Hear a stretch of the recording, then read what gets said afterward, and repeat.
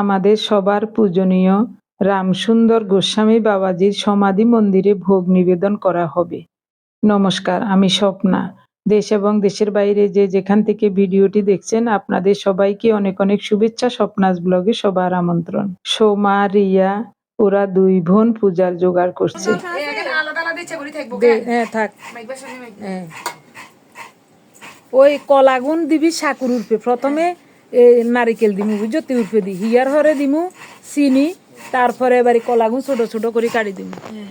সন্ধ্যার আগে আগে ওরা দুই বোন পূজার জোগাড় করে নিয়েছে, দুইটা বাটা সাজিয়েছে।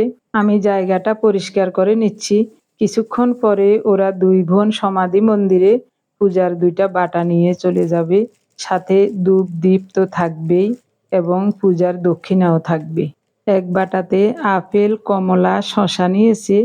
আরেক বাটাতে সাগু, চিনি, নারিকেল, আনার আর কলা নিয়েছে।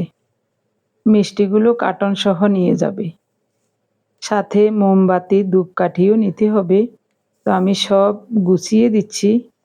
দুপুরে ওরা আসার সময় ফেনী থেকে সব বাজার করে নিয়ে আসছে পূজার জন্য। তো সব নিয়ে আমরা সমাধি মন্দিরে চলে আসলাম। আজ ভোগ নিবেদন করবেন পিসিমা। মাঝে মাঝে আমরা বাড়ি আসলে যৎসামান্য ফুল জল দিয়ে হলেও বাবাজির সমাধি মন্দিরে ভোগ নিবেদন করার চেষ্টা করি। এবারও তাই হয়েছে। 3 বাড়ির সবাইকে নিমন্ত্রণ করা হয়েছে। আমাদের গোসাই বাবাজি খুব জাগ্রত। আমরা সবাই ভক্তি সহকারে পূজা করি এবং সবাই খুব মানি। এখন সন্ধ্যা আরতি এবং কিছু ভক্তিমূলক গান হবে। এরপরে নাম কীর্তনের মধ্য দিয়েই ভোগ সমাপন হবে। সব কিছুই আপনাদের সাথে শেয়ার করব অল্প অল্প করে। দেখতে থাকুন, খুব ভালো লাগবে। আমরা সবাই আঞ্চলিক ভাষায় কথাবার্তা বলি, তো আপনারা অনেকেই বুঝতে পারবেন না। যারা বুঝতে পারবেন আপনাদের কাছে খুব ভালো লাগবে।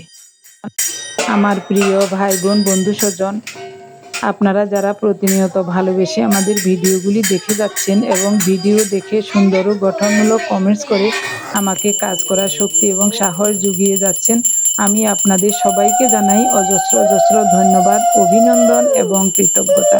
সেই সাথে আজকের পর্বটিও কেমন লাগছে অবশ্যই কমেন্টস করে জানাতে ভুলবেন না। রাধা গোবিন্দের বিগ্রহ আছে। রাধা গোবিন্দের পূজা হয় 2 বেলা। সাথে গোসাই বাবাজির পূজাও হয়। আমাদের এদিকে আমরা সবাই গোসাই বাবাজিকে খুব মানি। কোনো বিপদে আপদে পড়লে ওনাকে স্মরণ করি। সৃষ্টিকর্তার দয়ায় এবং ওনার আশীর্বাদে এখনো পর্যন্ত আমরা সবাই অনেক ভালো আছি। পিসিমাকে বলছিলাম ধূপকাঠি, মোমবাতি বেশি করে জ্বালিয়ে চারিদিকে আলোকিত করে দেন। তো উনি মোমবাতিগুলো জ্বালিয়ে দিচ্ছেন। আরও আছে, প্যাকেটে করে ওখানে রাখা আছে।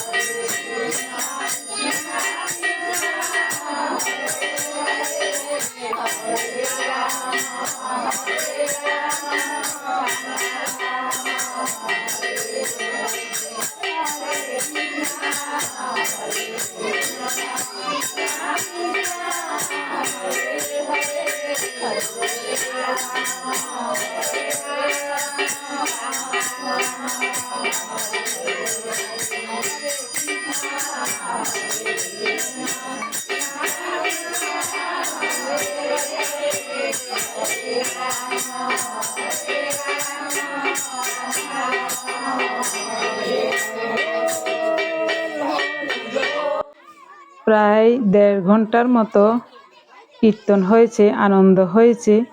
এখন পূজা সমাপন হলো, প্রসাদ বিতরণ হবে।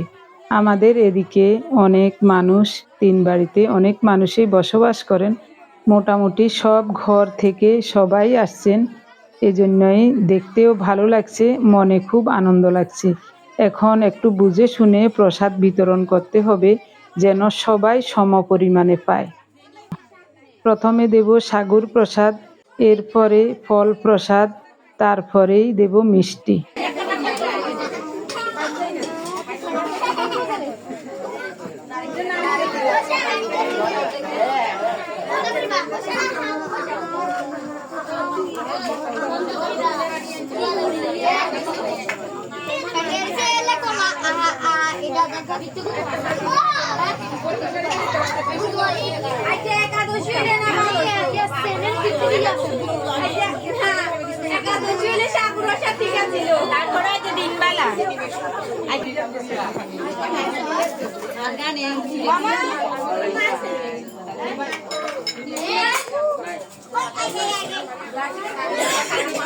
মলিদা দে গেলে খেতে গেলে খাইছে উনি না আবার